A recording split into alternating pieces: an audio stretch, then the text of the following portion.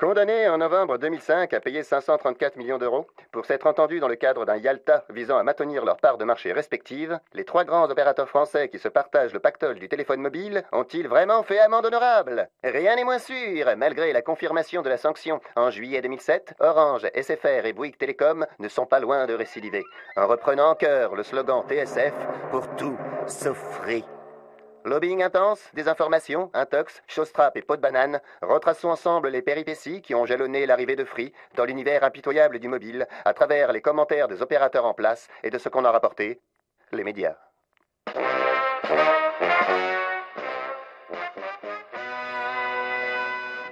Le déploiement d'un quatrième réseau mobile 3G est physiquement impossible. On ne peut plus déployer d'antennes, c'est totalement irréalisable. À part ça, ça me paraît assez fantaisiste.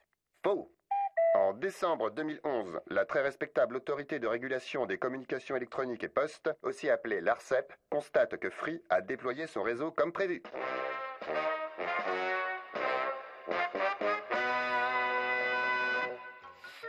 Je me suis acheté un château, ce n'est pas pour voir les Romanichels traîner sur les pelouses. C'est le patrimoine de l'État qu'on solde! Faux. Le Conseil d'État jugera que le montant payé par Free n'est ni sous-évalué ni discriminatoire, le volume de fréquence étant plus faible et l'entrée sur le marché mobile se faisant avec un retard d'une dizaine d'années. La Commission européenne rejettera les plaintes des opérateurs qui accusaient Free d'avoir bénéficié d'aides publiques illégales.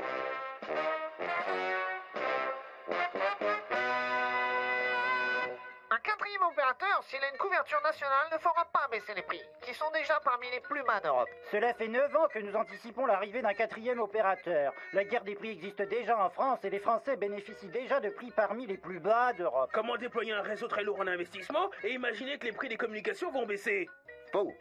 Les consommateurs français grognent, et on comprend pourquoi, lance Viviane Reding, commissaire européenne. Les prix n'ont pas baissé de manière significative en 2003 et 2007, alors même que les infrastructures sont amorties. Au contraire, alerte UFC Que Choisir, la tendance est plutôt à la hausse. Si les opérateurs haut débit ajoutent des services pour le même prix, chez les opérateurs mobiles, on alourdit considérablement la facture à chaque nouvelle fonctionnalité. Et voilà le travail. De son côté, Xavier Niel, le fondateur de Free, déclare: nous pourrions diviser par 2 la facture de téléphonie mobile. Bon bah moi j'ai piscine. Écoutez bien ce qui va venir. 10, 9, 8, 7, 6, 5, 4, 3,